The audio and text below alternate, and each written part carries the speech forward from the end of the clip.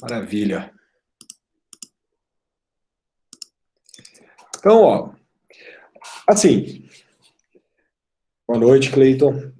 Dentro dessa matéria, que a gente começou a estudar na aula passada, que é a ideia da dissolução da sociedade conjugal, sobretudo a questão do divórcio, né? A morte, acho que é uma coisa muito simples da gente resolver. A gente falou da questão da ausência, aquela polêmica da ausência, mas e se a pessoa voltar, como é que fica, né? Hoje em dia, com certeza, boa-fé acaba se presumindo. E assim, gente, a gente tem algumas discussões que são muito interessantes no aspecto doutrinário. Por exemplo, a questão da separação, se existe, se não existe, a sociedade conjugal, será que a sociedade conjugal acabou ou não acabou? Só que isso tem uma aplicabilidade prática muito, mas muito reduzida, para não dizer mínima, tá? Então, eu vou pedir escusas aqui para os senhores e para as senhoras, para a gente falar do que, do meu ponto de vista, não que os outros temas não sejam importantes, né, mas falar de um tema, assim, que tem uma relevância, aí sim, prática, muito severa, que é a ideia da guarda e o aspecto da guarda. A gente não estudou guarda, né, a gente vai estudar guarda quando a gente falar de poder familiar, mas eu quero antecipar um pouco, porque quando a gente fala de guarda, basicamente, né, via de regra, é nítido que quando a gente tem um abandono, tem as questões ali das infrações previstas no Estatuto da Criança e do Adolescente, passíveis de sanções materiais, enfim. Nítido que, no caso da dissolução da sociedade conjugal, do divórcio, é que geralmente esse casal, né, ou, enfim, esse casal mesmo acaba discutindo, às vezes acaba tendo ali algum imbróglio, né, um pouco maior em relação à questão da guarda. Então, eu acho que esse tema, sim, é um tema que tem muita importância, porque, por exemplo, a gente poderia falar, o cônjuge pode continuar com o nome, com o sobrenome, né, vamos dizer assim, do outro, mesmo que depois divorciado, aí tem uma discussão gigantesca, e hoje a gente tem que sim, possível, né, o nome é o direito da personalidade, então, a partir do momento que esse cônjuge acaba adotando o nome, se transforma no direito da personalidade. Então, assim, eu acho que esses aspectos têm importância, a gente comentou, né, sempre observando todos, mas a gente vai tratar de um assunto que, de fato, tem uma questão muito prática e muito importante aqui para nós, que é a questão da guarda na dissolução do casamento, basicamente aqui referente ao nosso divórcio, perfeito? Então, vamos lá, nós tivemos algumas alterações e a gente vai fazer esse, vamos dizer assim, esse enlace, né, esse transcurso histórico em relação a essas alterações dessas legislações, para a gente chegar mais ou menos no que a gente tem hoje, tá? Existe uma confusão muito grande do que é guarda compartilhada, do que é guarda alternada, do que guarda lateral não tem. Mas tem muito juiz, muito membro do Ministério Público, muito advogado, achando que guarda compartilhada é uma coisa, mas na verdade está interpretando a guarda compartilhada como se fosse a guarda alternada. Tem gente que acha que é a guarda alternada e está falando de guarda compartilhada. Então hoje a gente vai fazer um apanhado aqui, sobretudo no final da nossa aula, para falar basicamente o que é a guarda alternada, o que é a guarda compartilhada, o que é a nossa guarda unilateral. Unilateral não tem muita dificuldade, né? Unilateral é um lado, ou seja, essa guarda será exercida por um desses genitores, perfeito? Então vamos lá. Primeiro, então, o nosso Código Civil, ele tem lá uma regra, né? Dentro de toda a sistemática, tem lá uma descrição em relação à proteção das pessoas dos filhos, tá? E o Código Civil, ele traz dois importantes dispositivos, que é o 1583 e o 1584, dentro da nossa sistemática, tá? Esses dispositivos, eles foram mas muito alterados por uma lei que veio lá em junho de 2008, que é a Lei 11.698, nós estudaremos ela aqui. E aí depois também ela teve uma alteração com a nossa chamada Lei da Guarda Compartilhada, né? Então, para isso, a gente precisa fazer aqui um decorrer, né? Uma linha histórica para a gente entender como nós estamos hoje e o que nós aplicamos hoje perante o nosso ordenamento civil, perfeito? Então, novamente, a gente vai falar de guarda quando nós estivermos tratando de guarda, de poder familiar, mas aqui nós precisamos aqui dar uma lição dessa questão que acaba se interrelacionando entre divórcio e entre guarda, perfeito? Então a gente vai começar pela Lei 6.515 de 77, que é a nossa chamada Lei do Divórcio, né? Lembrando que desde 77, portanto, era possível sim se divorciar, mas a gente tinha aquela ideia do divórcio indireto, toda aquela situação da separação, enfim, tudo aquilo que a gente já estudou na nossa aula passada. E é muito interessante que essa lei de 1977, ela trouxe um aspecto interessante, um aspecto que a gente acabou ultrapassando, né? Por exemplo, a questão da culpa no divórcio. Também hoje, sinceramente, a culpa não cabe a gente discutir se A ou B foi o culpado em relação ao término dessa sociedade conjugal. É nítido que a gente pode falar de responsabilidade civil por quebra de dever relacionado aos cônjuges, né? Por exemplo, um dever de fidelidade, algo nesse sentido, mas a culpa hoje no divórcio a gente não discute mais. Então, não precisa comprovar que A agiu com culpa para você ter ali o seu divórcio decretado.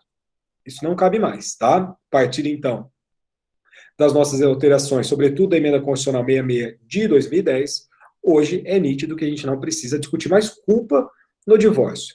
Cabe responsabilidade civil? Cabe dano moral? Tem gente que vai falar que sim, tem gente que vai falar que não, mas esse daí é um assunto para um outro momento, tá?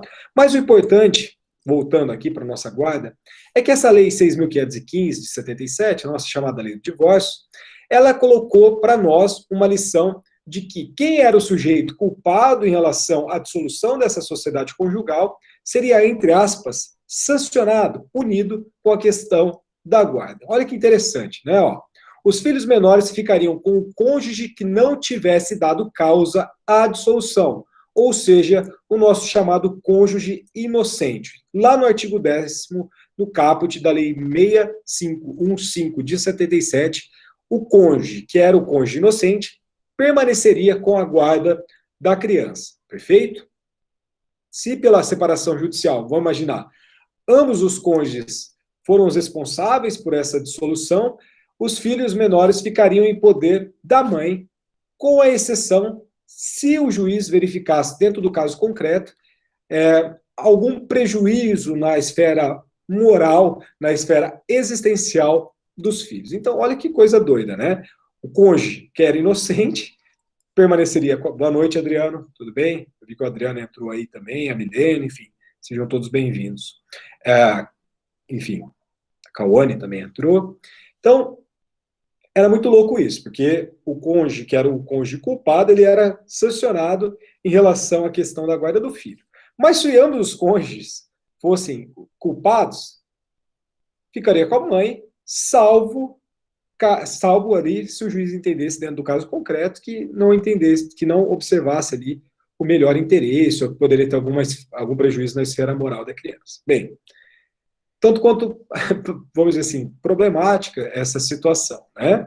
Então, como eu coloquei também para vocês no slide, se o juiz verificasse dentro do plano concreto que os filhos não deveriam permanecer em poder da mãe nem do pai, seria possível ele deferir a guarda ali à pessoa notoriamente idônea da família de qualquer dos cônjuges, tá? Ou seja, a gente pode ter que ir lá, desde 77, aquela chamada ideia de família extensa. A família extensa é o seguinte, não se limite a ascendente de primeiro grau, descendente de primeiro grau, colateral de primeiro grau, não. É toda a extensão daquela família, né? Ou seja, vamos imaginar, tem um tio que tem uma conduta extremamente idônea, poderia ser, bem, ministro da STF hoje em dia também, mas poderia ser ali uma pessoa que tem a conduta ilibada, enfim. É nítido que daí poderia transferir esse poder de guarda, esse poder familiar, para o próprio tio. E, assim, é um ponto interessante que eu acabei esquecendo e não comentando no começo. A própria questão do termo guarda é um termo que vem sendo questionado por alguns doutrinadores da prática familiarista, né? Porque parece que guarda tem aquela ideia de guardião, de guardar, e relaciona-se mais às coisas e não às pessoas. Então, até mesmo esse conceito vem sendo colocado aí em xeque nos últimos anos, como, por exemplo, direito de visitas, transformar em direito de convivência, são questões de nomenclaturas, mas que têm um aspecto, vamos dizer assim, de etimologia e por um aspecto social e moral por trás dessas questões. Mas também, não, por enquanto, não tem muito, não tem relevância, mas não mudou muita coisa, tá? Então, a gente falou da lei do divórcio, que é a lei de 77, né? Nossa lei 651 de 77.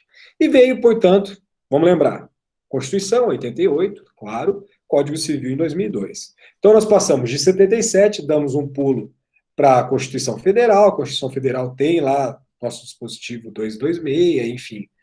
E aí, depois, nós pulamos mais alguns anos para a gente chegar no nosso Código Civil de 2002. O que nós temos no nosso Código Civil de 2002? Eu já antecipei aí para vocês no começo, a desculpa. Por quê? Porque a culpa, ela sai.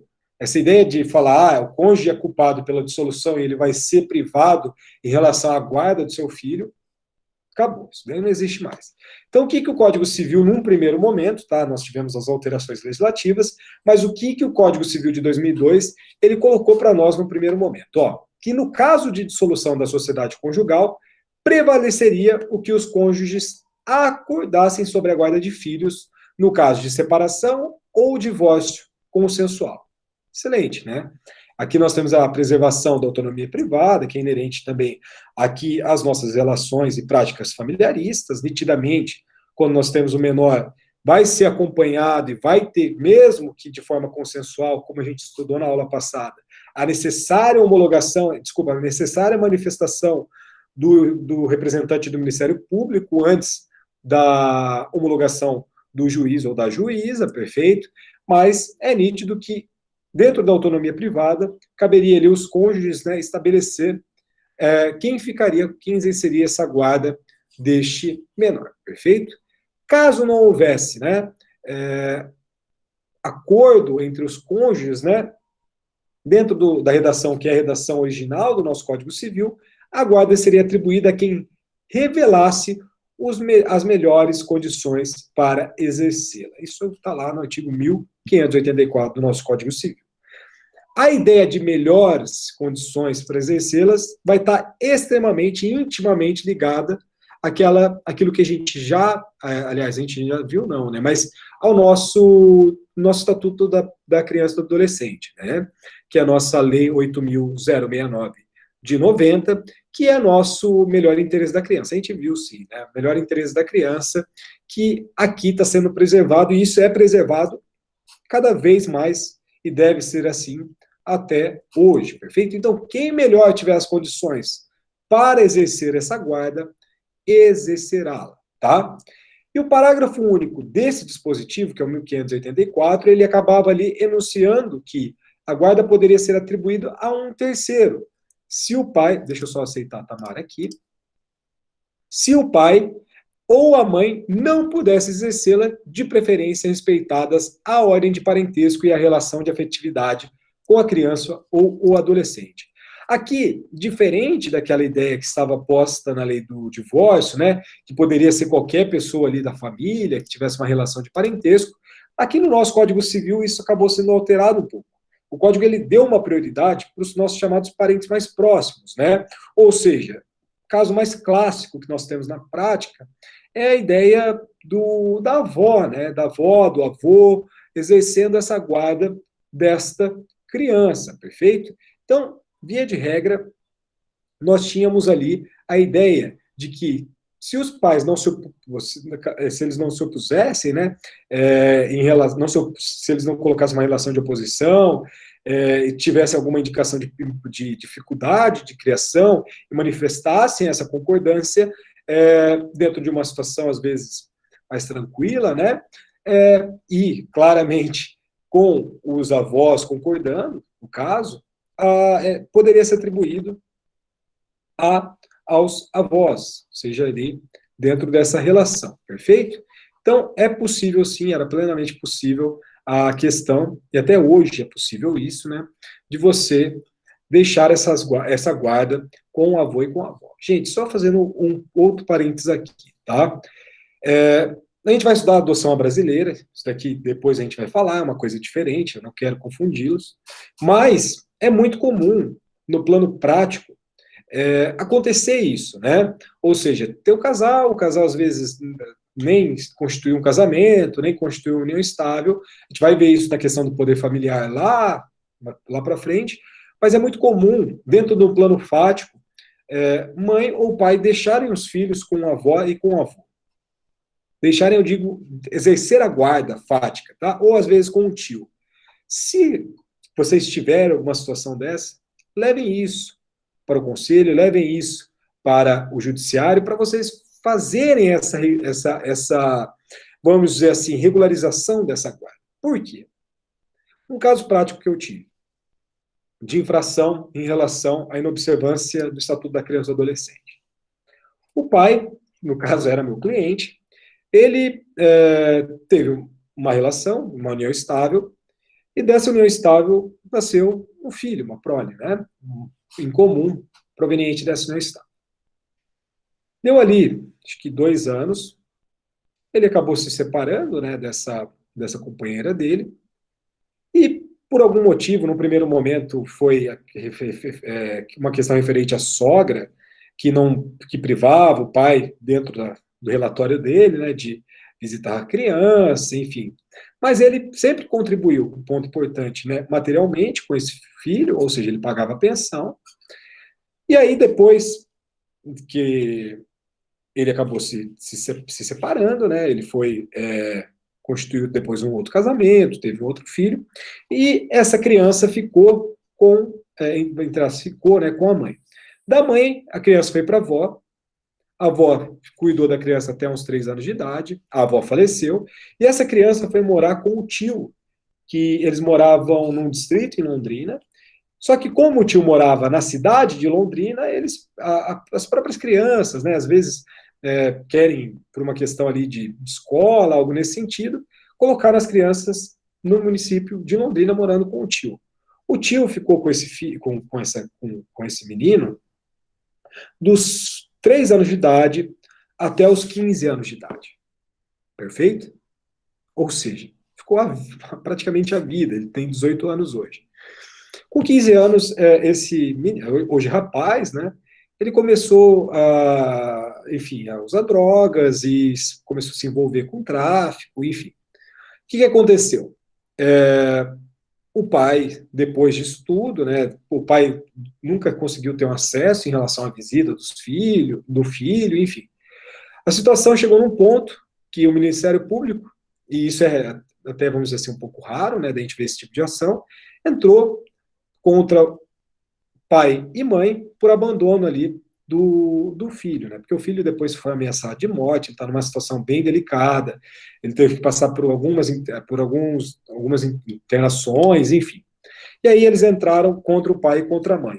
E foi feita audiência recentemente, e o tio falou, não, eu fiquei com ele, e ele tinha um outro irmão, né? Fiquei com eles aqui por 15 anos, 13 anos. Então, só que ele nunca teve a guarda no plano do direito dessa criança. Então, na verdade, até a juíza e a promotora foram muito incisivas nesse ponto, porque, tá, o pai, claro, ele pode ter ali as questões das omissões, isso será discutido, né, em relação a todo o introito processual, mas esse tio, que exerceu essa guarda fática, que ficou 13, 15 anos com o menor, e aí depois falou assim, agora ele está usando drogas, agora ele teve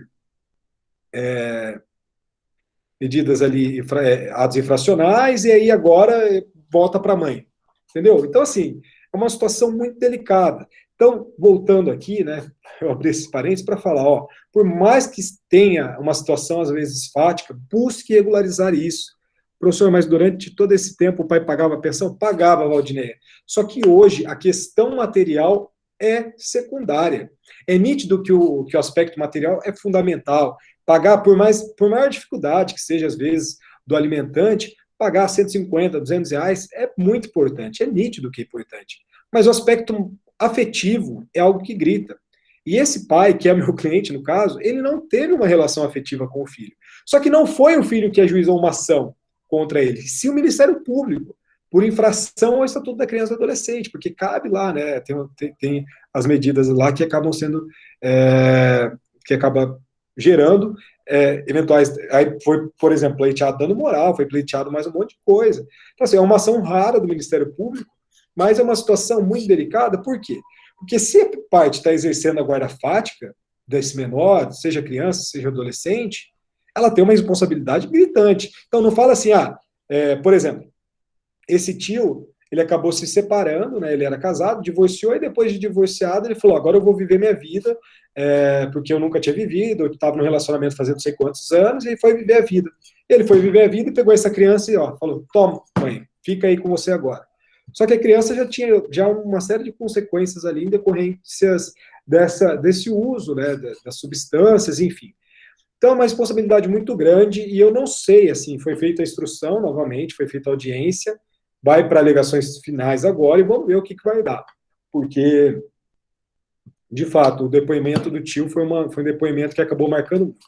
Então, chegou uma situação, algo nesse sentido, busque regularizar, tá? Por mais que não tenha anuência, às vezes, você não consiga pegar uma declaração, com certeza, se a pessoa está exercendo a guarda fática já, o serviço de psicologia jurídica, conselho, a assistência social, etc., tem um corpo técnico perfeito para encaminhar essas questões, beleza? Então, sempre busque regularizar.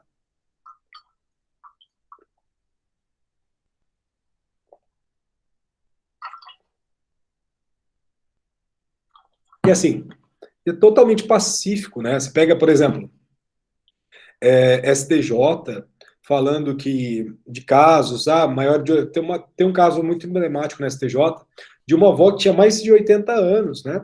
E mesmo assim, dentro de tudo que foi colocado dentro daquele processo, constatou-se que essa avó tinha maiores condições de criar o seu neto do que os pais. E os pais também acabaram não se opondo, então é um ponto muito interessante, sobretudo porque o artigo 33 do nosso Estatuto da Criança e do Adolescente acaba colocando e consagrando esse princípio, que é um princípio internacional, né? Que é o princípio do melhor interesse da criança. Perfeito? Mas voltando aqui no nosso Código Civil, vamos lá. Então, guarda poderia ser atribuída ao terceiro. Vamos lá, então. Aqui, a gente vai ter um ponto interessante, porque se a gente olha esse artigo 1584 do nosso Código Civil, a gente vai ver uma cláusula geral. E cláusula geral, dentro da nossa hermenêutica jurídica, Bert Alex, enfim, nós temos a noção de algo aberto. Se algo é aberto, ele precisa ser fechado. Quem que vai fechar isso? Doutrina, o intérprete, né? E a jurisprudência, né? Ou seja, o hermeneuta e essa pessoa que é o estudioso da matéria. Então, como nós tivemos essas questões, o CJF, né, junto com o STJ, nas jornadas de direito civil, eles colocaram alguns enunciados extremamente importantes sobre esse dispositivo que acaba aqui trazendo várias lições para nós até hoje, tá? Como, por exemplo, isso daqui é da quarta jornada, enunciado número 102 do CJF, que é aplicável ao artigo 1584, que é a expressão há melhores condições no exercício da guarda, na hipótese do artigo 1584, significa atender ao melhor interesse da criança. Isso está mantido até hoje pela alteração da guarda compartilhada ali de forma, entre aspas, impositiva. Já no enunciado 336 do CJF, fala que o parágrafo único do artigo 1584 aplica-se também aos filhos advindos de qualquer forma de família, que é interessante, né? Hoje nós temos aquela pluralidade do conceito do que seria a nossa família. Então, dentro dessa lição que a gente tem, nós temos a ideia de parentalidade socioafetiva, enfim, uma série de questões. Só por exemplo, adoção à brasileira, né? É interessante esse tema, não queria adiantar, mas é importante eu comentar um pouco sobre essa adoção à brasileira. O que é adoção à brasileira?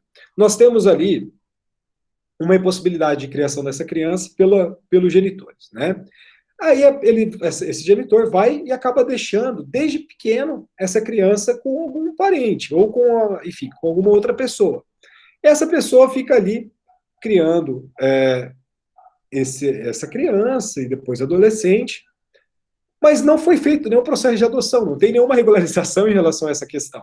Então, a gente vai estudar, lá quando a gente estiver estudando o Instituto da Adoção, aquilo que se denominou de adoção à brasileira. Ou seja, você aceita, por exemplo, registrar o filho de um terceiro que não consta, por exemplo, não tem no registro civil o nome do pai, por exemplo, e você aceita colocar o seu nome lá.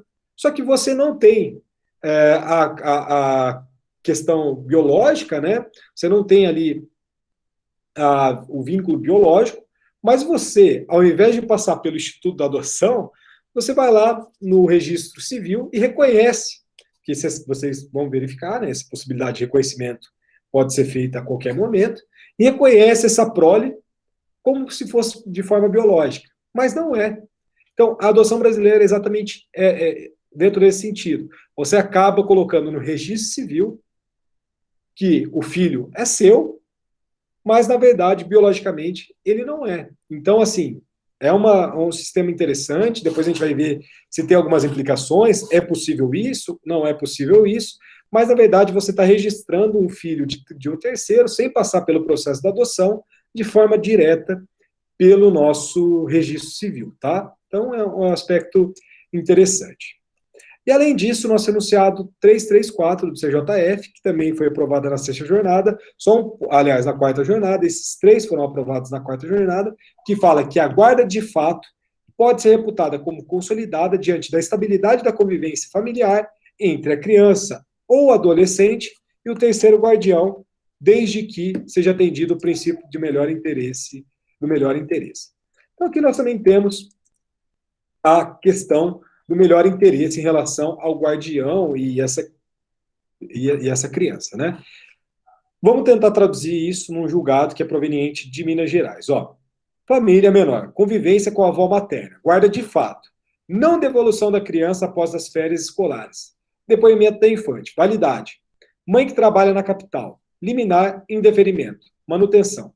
Mantém-se o indeferimento de liminar, requerida pela mãe, em ação de busca e apreensão da filha menor, e poder do pai e avó paterno, quando a criança declara sentir-se bem com os réus, não há notícia de maus tratos e a pretensão da genitora é devolver-lhe ao convívio da avó materna. Então, aqui, nós temos alguma implicação, né, em relação ao melhor interesse da criança, e, novamente, a questão do adolescente tem um peso muito grande, o depoimento desse adolescente, né, no estudo social, mas a criança também tem um peso muito grande no estudo social também. Perfeito?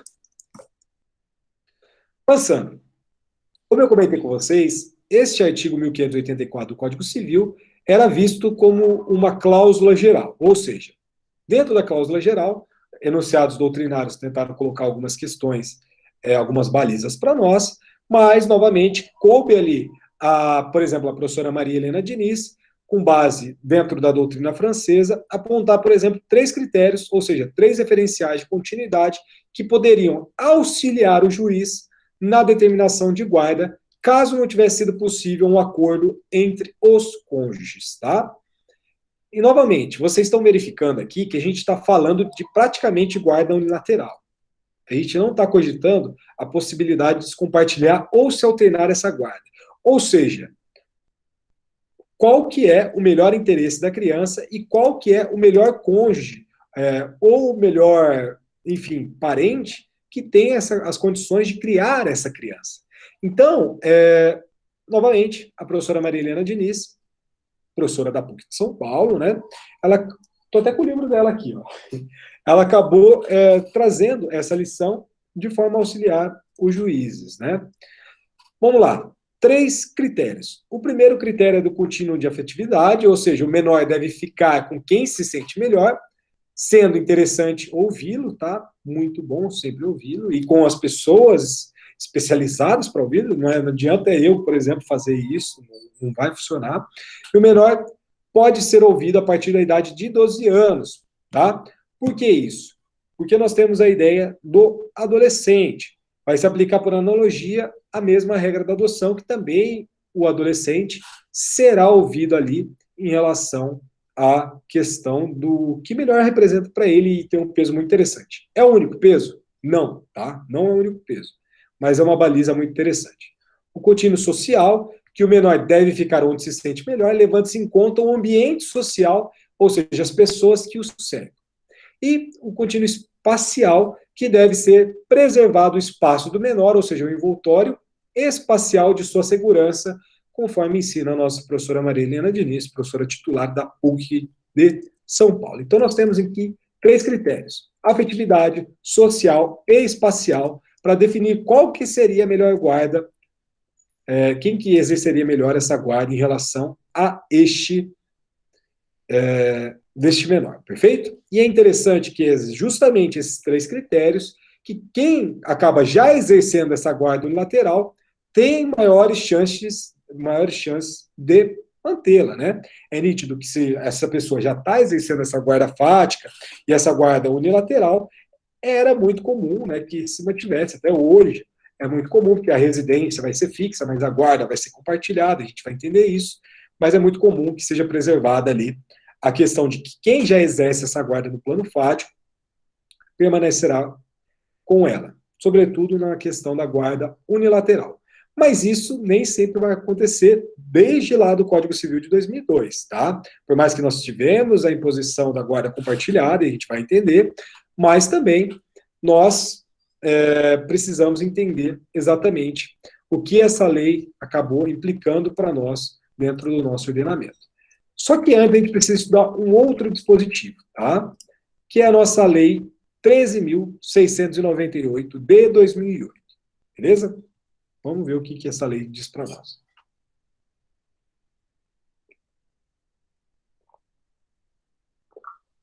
Em 2008 veio uma possibilidade muito maior do que a guarda unilateral, começou a aparecer a nossa chamada guarda compartilhada, né? Então, dentro do caput do 1583, com a alteração da Lei 11.698, de 2008, colocou que a guarda seria unilateral ou compartilhada. Perfeito?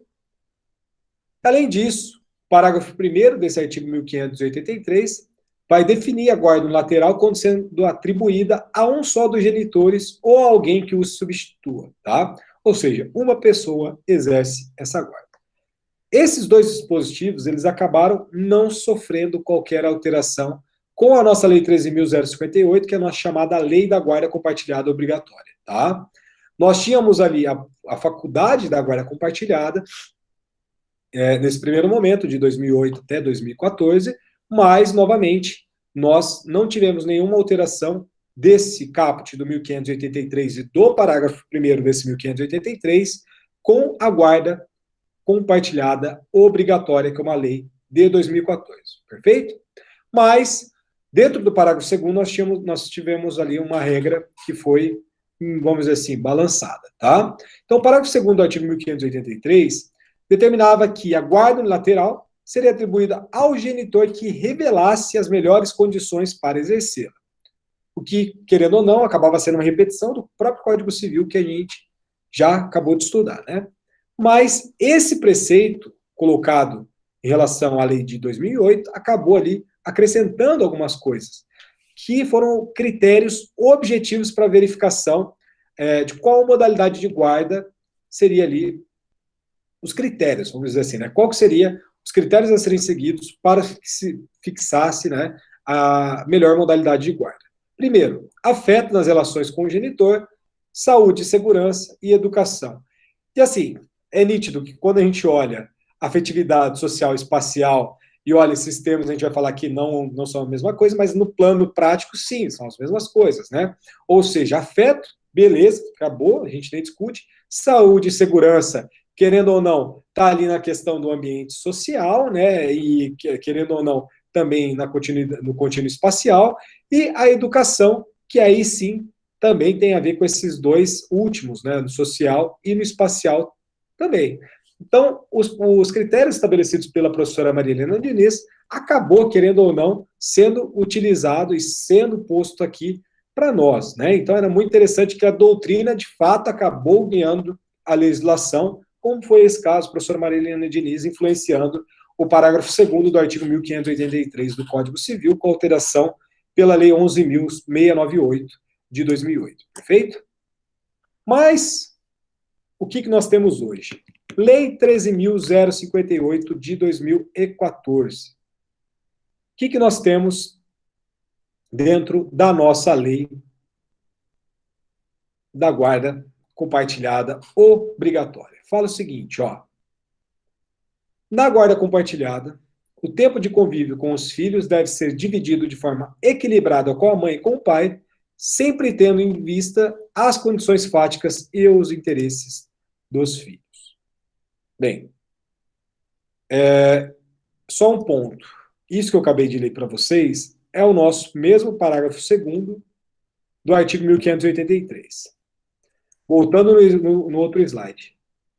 A Lei 11.698 de 2008 alterou o caput do 1583, alterou o parágrafo 1º do 1583 e alterou o parágrafo 2º do 1583. A Lei 13.058 de 2014, que é a Lei da Guarda Compartilhada, ela não altera o caput do 1583 e também não altera o parágrafo 1º do 1583, mas transforma o parágrafo 2º do 1583 exatamente nesse texto que fala que na guarda compartilhada o tempo de convívio com os filhos deve ser dividido de forma equilibrada com a mãe e com o pai, sempre tendo em vista as condições fáticas e os interesses dos filhos. Então, os critérios que foram estabelecidos baseados na obra da professora Marilena Diniz foram extirpados do nosso ordenamento, perfeito? E além disso, o parágrafo 3º do 1583, que foi modificado pela lei de 2008, acabava prescrevendo que a guarda unilateral obrigaria o pai ou a mãe que não a detivesse a supervisionar os interesses dos filhos, que era aquilo que se denomina de direito de supervisão. Tá? Então, implicitamente, havia uma previsão sobre direito de visitas comum a essa forma de guarda. Ou seja, na guarda unilateral nós temos, de fato, a ideia de estipulação de direito de visita, direito de convivência, porque ali sim, se você está estipulando a guarda lateral, você tem que resguardar um outro direito constitucional em relação ao pai, geralmente, né, de visitar esse filho, ou no caso, um pouco mais excepcional, da mãe visitar esse filho. Ou seja, na guarda unilateral, nitidamente a gente tem a ideia de direito de visita. Já na guarda compartilhada, ou até mesmo na guarda alternada, isso é muito mais flexibilizado, porque se existe um exercício comum, né, em relação a esta criação, na guarda alternada mais direto ainda, não faz muito mais sentido falar direito de visita, tá? É algo que acaba sendo mais tranquilo, tá? Bem, esse parágrafo 3º do artigo 1583 acabou ali fazendo algumas alterações que fala para nós, ó. Na guarda compartilhada, a cidade considerada a base de moradia dos filhos será aquela que melhor atender aos interesses dos filhos. E aqui a gente começa a verificar uma grande confusão que a gente tem, que é a guarda compartilhada e a guarda alternada. O que é guarda compartilhada e o que é guarda alternada? Deixa eu avançar aqui. Opa, acabou até o slide. Eu vou antecipar isso daqui para vocês, porque eu acho que é melhor a gente falar sobre isso agora. O que é guarda unilateral, o que é guarda alternada e o que é guarda compartilhada, perfeito? Lembrando que hoje, no nosso sistema, nós temos a imposição.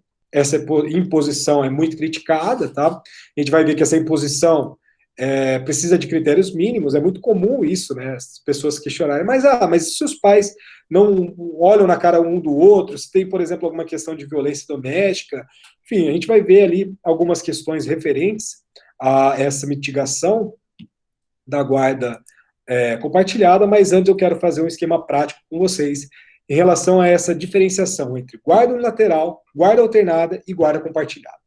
Bem, antes da gente ler aqui para vocês, a guarda lateral, como eu comentei com vocês, fica com um dos genitores ou com uma pessoa que acaba substituindo. Uma noção muito mais antiga, né? Desde os primórdios a gente tem essa noção de guarda unilateral. Guarda alternada é a nossa chamada guarda de mochila. Guarda que gera uma confusão muito grande na criança, porque a criança não estabelece uma residência fixa e fica 7 dias com o pai, 7 dias com a mãe, 15 dias com o pai, 15 dias com a mãe. E a guarda compartilhada, ou a nossa chamada guarda conjunta, está relacionado muito mais a tomadas de decisões conjuntas em relação a qual é o melhor interesse das crianças, qual vai ser o melhor colégio, qual vai ser a melhor forma de lazer, qual vai ser, enfim, uma tomada de decisão conjunta com uma flexibilização em relação ao direito de convivência. Mas vamos lá aqui, então, para o nosso esquema. Ó, guarda unilateral, ou seja, uma pessoa tem a guarda enquanto a outra tem a seu favor a regulamentação de visitas, perfeito? Essa sempre foi a forma mais comum de guarda, trazendo, novamente, né, o inconveniente de privar o menor de convivência contínua de um dos genitores. Em razão desse inconveniente é que se operaram mudanças legislativas que estão aqui expostas, né, guarda alternada e guarda compartilhada. Então, gente, dentro de estudos do âmbito da psicologia jurídica, etc., ficou constatado que essa guarda unilateral não atendia, via de regra, ao melhor interesse da criança, porque acabava privando, de fato, a criação conjunta entre os seus genitores, perfeito? E aí a gente começou a tentar criar alguns outros mecanismos para evoluir nessa questão. E aí veio a nossa guarda alternada e a nossa guarda compartilhada. O que é a guarda alternada? O filho permanece um tempo com o pai e um tempo com a mãe. Vai pernoitar certos dias da semana com o pai e outros dias com a mãe. Aqui, por exemplo, ó, o filho permanece de segunda a quarta com o pai, de quinta a domingo com a mãe. Essa forma é uma forma muito criticada pela psicologia, tá? Por quê? Porque gera uma confusão na criança. A criança não sabe onde é a residência dela, ela não sabe quais são as atividades que ela vai acabar desenvolvendo, porque, querendo ou não, por exemplo, essa lição aqui que eu coloco para vocês, o professor Flávio Tartucci acaba falando da guarda de ping-pong, mas é a nossa guarda de mochila, porque vai de uma mochila, ela tem uma mochilinha, né? Aí tá, segunda e quarta eu levo essa mochila para casa do meu pai, de quinta a domingo eu levo essa mochila para casa da minha mãe. Então existe aqui uma confusão em relação a essa criança, né? Então é nítido que, como eu comentei, e aí eu fiz esse recorte, essa lei da guarda compartilhada, ela tem uma crítica porque ela acaba confundindo até mesmo o que é guarda alternada do que é guarda compartilhada. Por isso que existe essa confusão no plano prático, nos advogados, nas advogadas, magistrados, Ministério Público, porque, na verdade, a lei de 2014 acaba confundindo esses dois conceitos. Então, quando a gente volta aqui, voltando aqui onde a gente tinha parado, ó,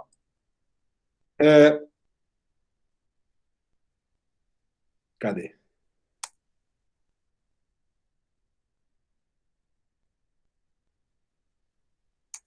Jesus. Não.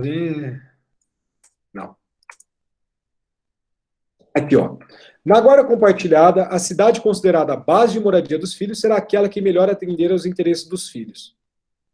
Então, assim, na verdade, existe uma confusão muito grande em relação a essa questão, porque não é bem isso que seria a guarda compartilhada, porque aqui ela está falando de residência do filho, algo nesse sentido, a gente vai ver que a guarda compartilhada não aparece muito nessa questão dessa residência, por mais que tenha residência fixa, mas a gente vai entender melhor. Então, por exemplo, né, na quinta jornada de direito civil, está lá a lição, né? A Lei 11.698 de 2008, que deu nova redação aos artigos 1583 e 1584 do Código Civil, não se restringe à guarda lateral e à guarda compartilhada, podendo ser adotada aquela mais adequada à situação do filho em atendimento ao princípio da melhor interesse da criança e do adolescente. A regra se aplica a qualquer modelo de família, ou seja, tem gente que acaba entendendo que a guarda alternada pode ser a melhor situação para o filho. E, de fato, vai caber dentro do plano prático fazer a verificação do que é o melhor. Se a guarda alternada foi o melhor, e pode ser, a gente não sabe como é que é a organização familiar de cada um, se for o melhor, ótimo. O estudo social vai provar isso. Então, é nítido que é uma questão, às vezes, que pode parecer problemática no primeiro aspecto, mas se funcionar na prática, pô, ótimo, ótimo. Se for o melhor interesse e preservar essa questão da criança, melhor ainda. Então, a gente objetiva, né, sempre o melhor interesse da criança. Então, independentemente das críticas referentes à guarda alternada, que é a guarda ping-pong, a guarda de mochila, se funcionar e ficar comprovado que funciona, ótimo, perfeito, não tem nenhuma questão referente a isso, tá?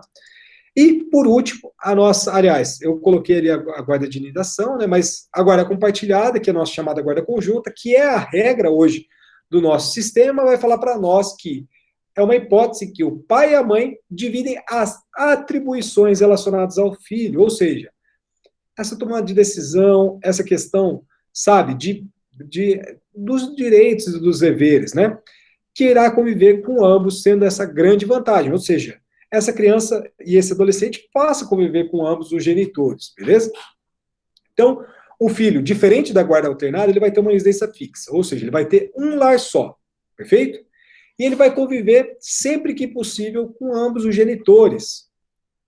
Existe uma presença, no plano prático, muito grande da mãe e do pai dentro dessa situação, perfeito?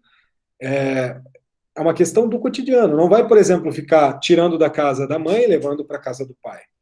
Tirando da casa do pai e levando para a casa da mãe. Não. Fica numa residência fixa, mas que tenha um direito de visitas extremamente amplo, mas que funcione, que o casal consiga, dentro de um respeito mútuo, de uma relação continuada, estabelecer ali um mínimo de relações referentes à criação desse filho, perfeito?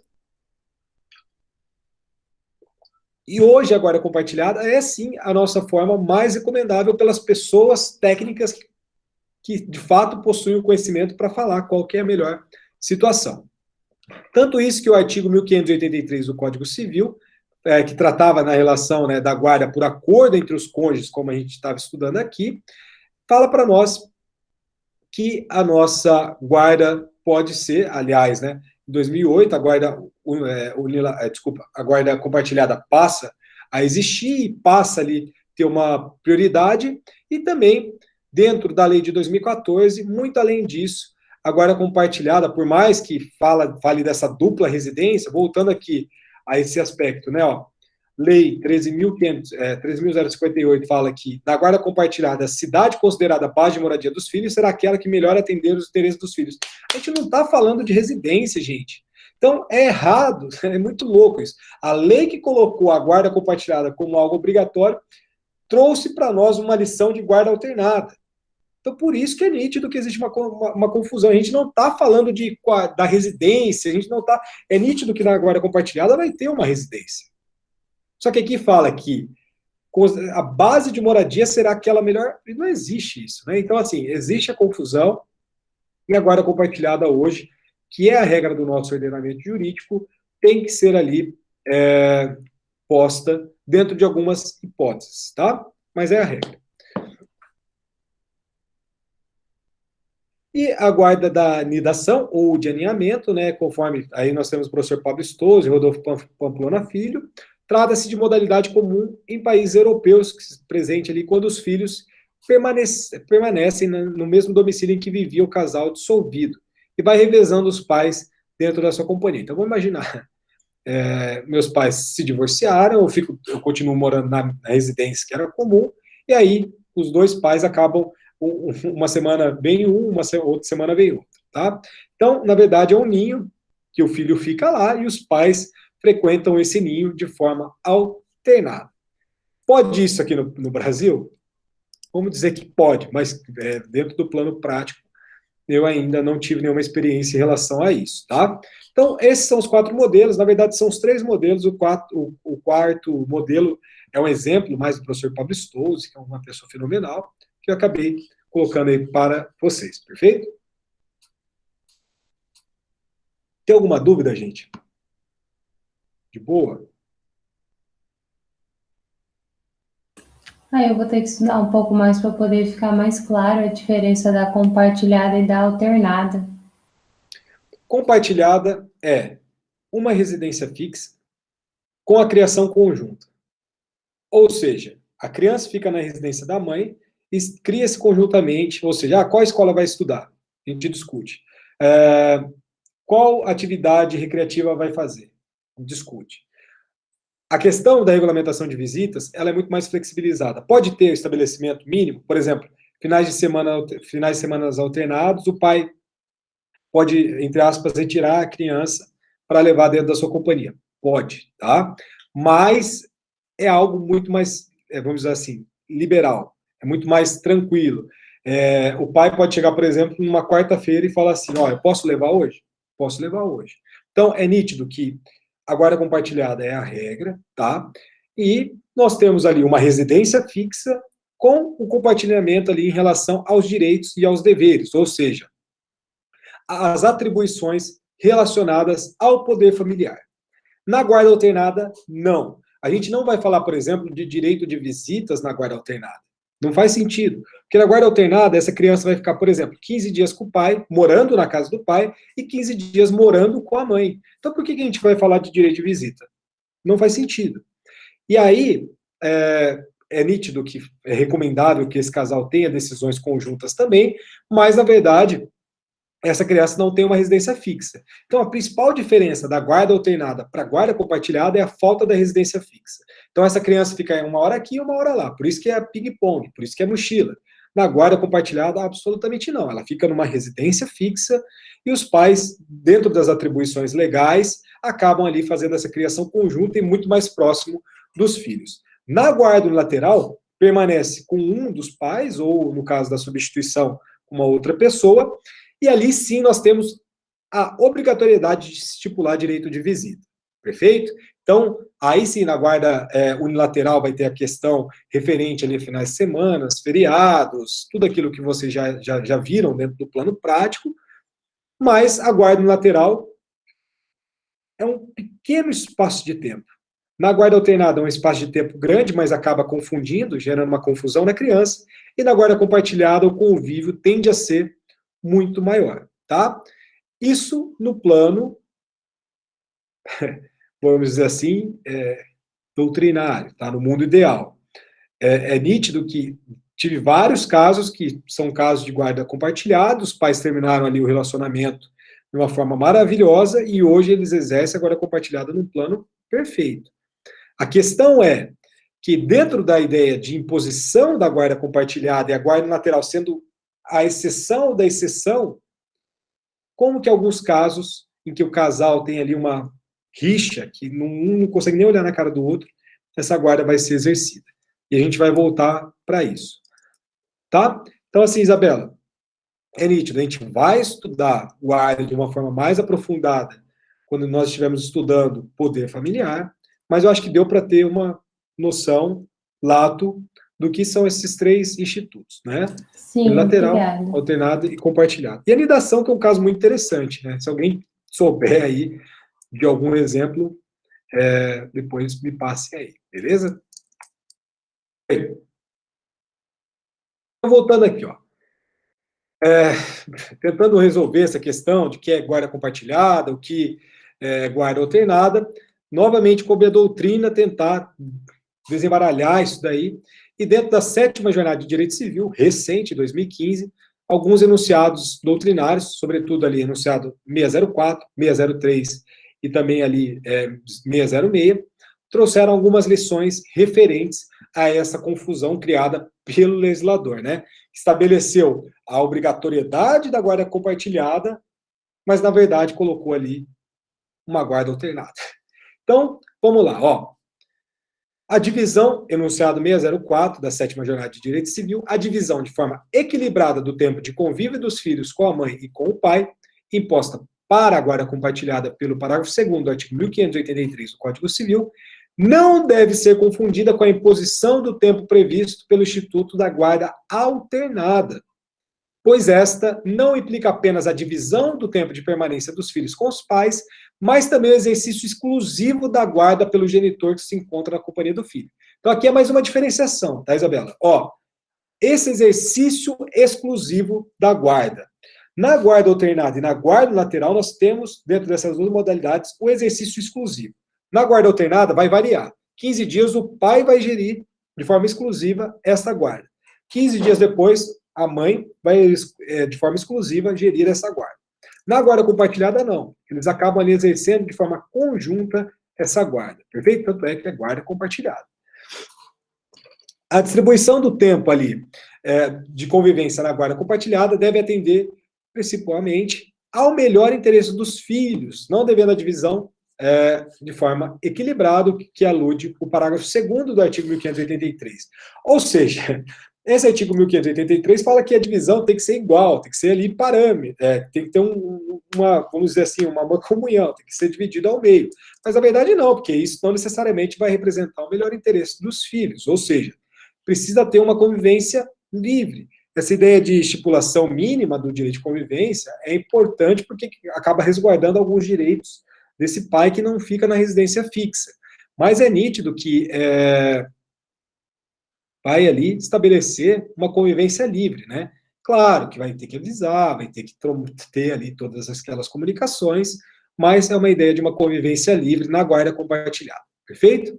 E o tempo de convívio com os filhos de forma equilibrada com a mãe e com o pai deve ser entendido como uma divisão proporcional de tempo, da forma que cada genitor possa se ocupar dos cuidados pertinentes ao filho em razão das peculiaridades da vida privada de cada um, perfeito? Então, se um tiver alguma vida um pouco mais conturbada, algo nesse sentido, é nítido que também vai se adequar em relação a essa questão. E, por fim, ali também, no mencionado 604, aprovou uma proposta no sentido de que a guarda compartilhada não exclui a fixação de regime de convivência, com os mesmos fins de afastar a malfadada confusão com a guarda alternada, que é um ponto interessante também, porque se estabelece um regime mínimo de direito de convivência, e eu, no plano prático, sempre acabo fazendo isso, por mais que seja guarda compartilhada, desculpa, acaba afastando qualquer confusão em relação à guarda alternada, porque na guarda alternada não tem direito de convivência, não tem direito de visita, tá? Na guarda unilateral, obrigatoriamente tem que ter. E na guarda compartilhada é uma faculdade. Eu sempre acabo estipulando o regime mínimo, tá? Geralmente nos consensuais, né? Então, a gente acaba estipulando um regime mínimo, que aí acaba seguindo algumas regras, enfim. Mas regime mínimo sempre é bom para também afastar qualquer ideia de confusão em relação a esse tipo de guarda. Eu tive um caso que, na verdade, eu fui subestabelecido, né? Ou seja, eu entrei depois do processo, que era referente a uma discussão de guarda, que a juiz, foi em Londrina isso. Eu vou falar juiz, enfim, vou identificar a pessoa, que estabeleceu guarda compartilhada, mas no plano prático era guarda alternada. E gerou uma confusão gigantesca. Porque daí, vamos supor, a criança, em tese, ficaria na residência fixa da mãe, mas não, a juiz não falou isso. Falava que dia sim, dia não, a criança ia para um lado e para o outro. Numa sentença. Aí o que aconteceu, né? O pai ia tirar o filho lá do colégio quando ele bem entendia. Daí tirava do colégio e levava para casa. E daí a mãe chegava no colégio e o filho não estava lá. E aí gerou uma confusão, assim, foram alguns meses de confusão. E aí eu entrei dentro desses meses, né?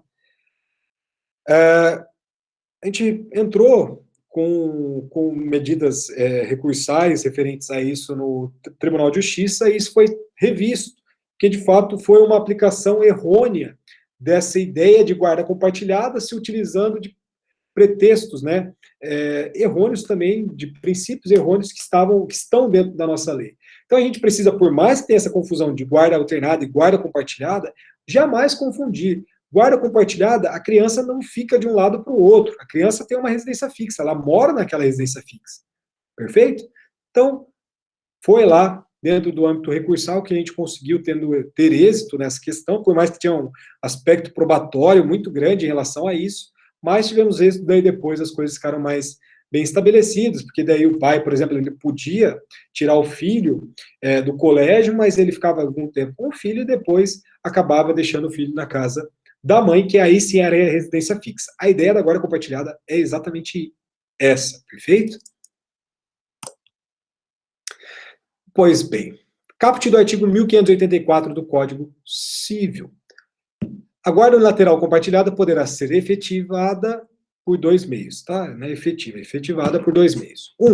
Requerida por consenso, seja pelo pai e pela mãe, portanto, né, ou por qualquer um deles, em ação autônoma de separação, de divórcio, de dissolução de união estável ou em medida cautelar.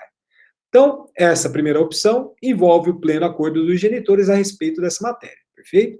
Então, aqui novamente, questão da separação judicial, pelo amor de Deus, esquecem essa ideia de separação, não apliquem isso na prática, tá? Por mais que esteja no Código de Processo Civil, enfim, vamos deixar isso de lado. E é nítido que é perfeitamente possível e até recomendável acumular pedido de divórcio com a regulamentação da guarda dos filhos, visita, alimentos, etc. Perfeito? E a segunda hipótese é decretada pelo juiz, nitidamente em atenção às necessidades do filho, né, observando o melhor interesse da criança, ou em razão ali da distribuição de tempo necessário ao convívio deste com o pai e com a mãe. Então, no tocante a esse segundo meio, né, trata-se de guarda imposta pelo juiz dentro de uma ação correspondente. Na audiência de conciliação da ação em que vai espleitear essa guarda, né, o juiz informará ao pai e à mãe o significado da guarda compartilhada, a sua importância, a similitude de deveres e direitos atribuídos aos genitores e as sanções pelo descumprimento de suas cláusulas. Isso é o parágrafo 1º do artigo 1584. Então, assim, isso também nunca vi na audiência de conciliação, o juiz informando isso, que o juiz nem aparece na audiência de conciliação, né? Então, também não houve qualquer modificação dentro dessa lei de 2014, tá? E o parágrafo 2º do 1584 fala que quando não houver acordo entre a mãe e o pai quanto à guarda do filho, seria aplicado, sempre que possível, a guarda compartilhada. Então, a guarda acabou sendo compartilhada a prioridade do nosso sistema. Só que a gente precisa daquilo que a gente denomina de convivência mínima, né? O professor José Fernando Simão, que era professor titular da USP, né? Professor, escrevia em conjunto com o professor Flávio Tartucci, sempre está aqui nos eventos da UEL, enfim. Tem uma audiência lá no Senado que está buscando algumas alterações em relação a esse dispositivo, por exemplo, para colocar uma verdadeira guarda compartilhada, mas, na verdade, nós tivemos aqui algumas discussões naquela ideia de estabelecimento em relação ao mínimo, né, de respeito que esses pais precisam ter um com o outro, né? Então, olha isso daqui que interessante. 2 casos. Vamos lá.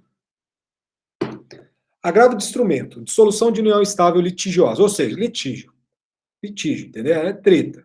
Pedida de guarda compartilhada, descabimento. Ausência de condições para decretação. A guarda compartilhada está prevista nos artigos 1583 e 1584 do Código Civil, com redação da lei de 2008, né? Não podendo ser impositiva na ausência de condições cabalmente demonstradas nos autos sobre sua convivência em prol dos interesses do menor. Exige harmonia entre o casal, mesmo na separação, condições favoráveis de atenção e apoio na formação da criança e, sobremaneira, real disposição dos pais em compartilhar a guarda, como medida eficaz e necessária à formação do filho, com vista à sua adaptação à separação dos pais, com o mínimo de prejuízo ao filho. Ausente tal demonstração nos atos, inviável a sua decretação pelo juízo. Segundo caso aqui, ó. Guarda compartilhada, adolescente. Situação familiar não propícia ao implemento da medida. Deferimento de guarda única à avó paterna. Direito de visitação da genitora. O melhor interesse da criança ou do adolescente prepondera na decisão sobre a guarda, independentemente dos eventuais direitos daqueles que requerem a guarda. O implemento da guarda compartilhada vai requerer, né, um ambiente familiar harmonioso e a convivência pacífica entre as partes que pretendem compartilhar a guarda do menor.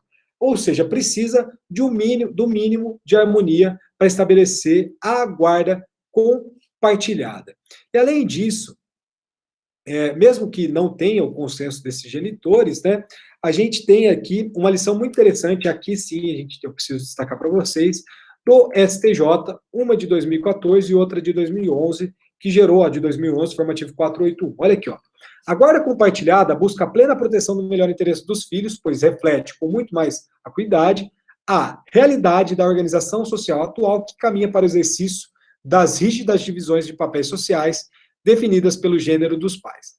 A guarda compartilhada é o ideal a ser buscado no exercício do poder familiar entre pais separados, mesmo que demandem deles reestruturações, concessões e adequações diversas, para que seus filhos possam usufruir, durante sua formação, do ideal psicológico de duplo referencial.